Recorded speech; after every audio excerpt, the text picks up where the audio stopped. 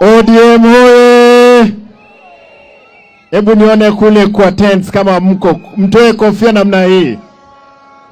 Kabla sijaongea baba, nikubalie niulize tafadhali. Kila mmoja asimame juu kwa dakika moja, tuwakumbuke wote ambao tuwalipotesha maisha katika struggle ambao tumekuwa nayo kwa miaka 20 kama chama.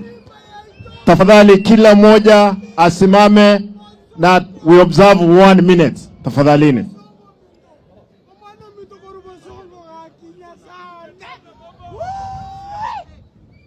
Asante sana, tuketi chini.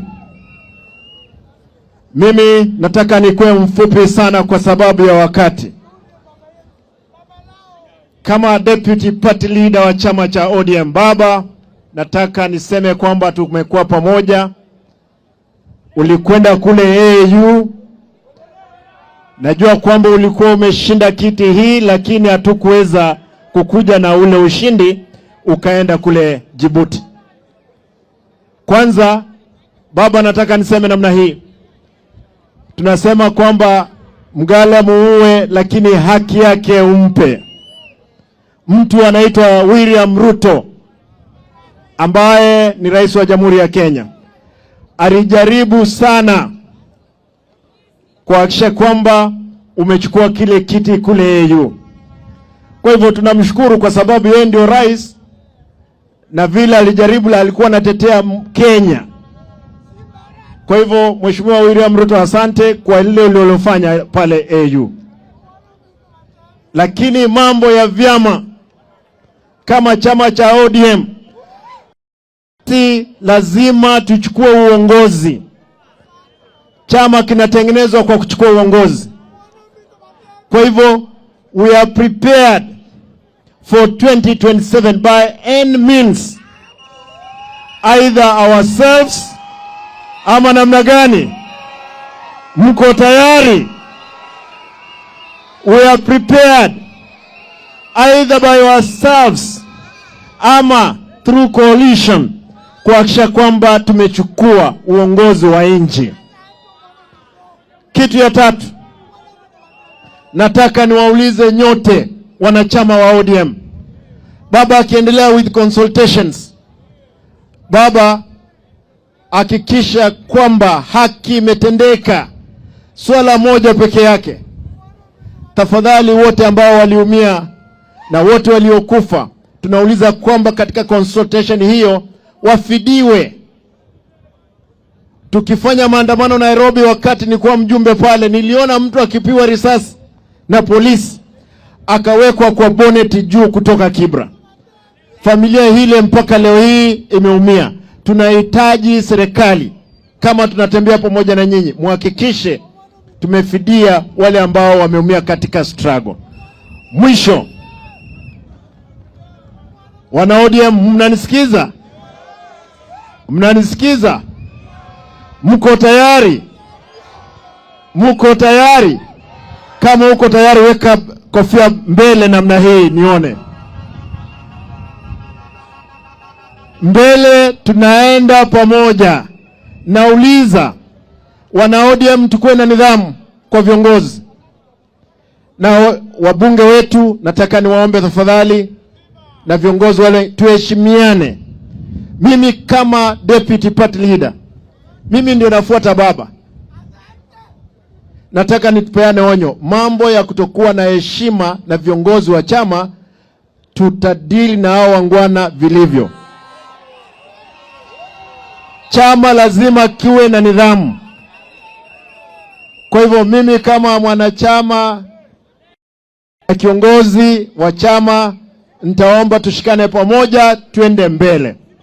Nikubalie nichukue nafasi hii sasa kumwalika Profesa Peter Anyong' ambaye alikuwa ana act on behalf ya baba akiwa AU. Profesa Anyang' ambaye ni governor wa Kisumu.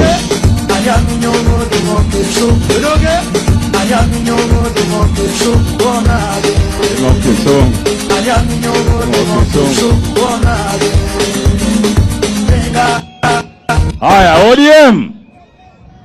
ODM. Asanteni sana. Yangu sitakuwa mengi kwa sababu ningependa kupatia viongozi wetu,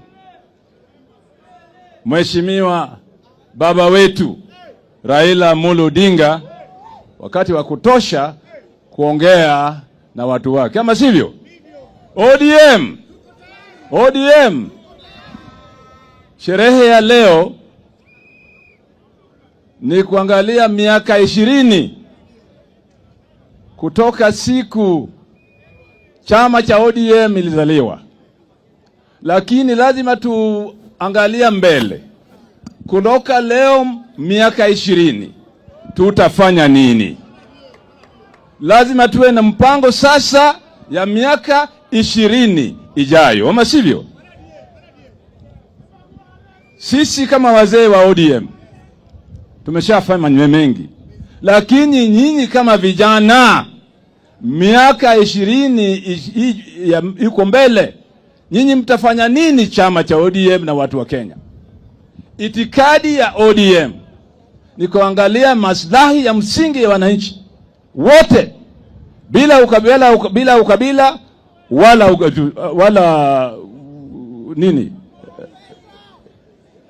wala gender, ama sivyo? Kwa hivyo sisi kama wananchi, sisi kama watu wa chama, viongozi wa chama na wanachama, lazima sasa tuwe na mpango ya kuendesha chama yetu na kuhudumisha nchi yetu na kuhakikisha ya kwamba Kenya itaenda mbele kufuata itikadi ya ODM. Na lazima tuwe na serikali ya ODM huko mbele, ama sivyo? Na hapa tuna kiongozi Raila Amolo Odinga ambaye ako tayari kuongoza Kenya, na nyinyi mnasema ya kwamba mnasupport Raila Amolo Odinga.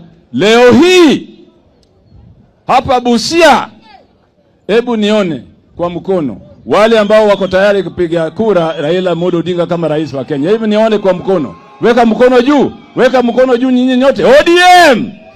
ODM. Asanteni sana.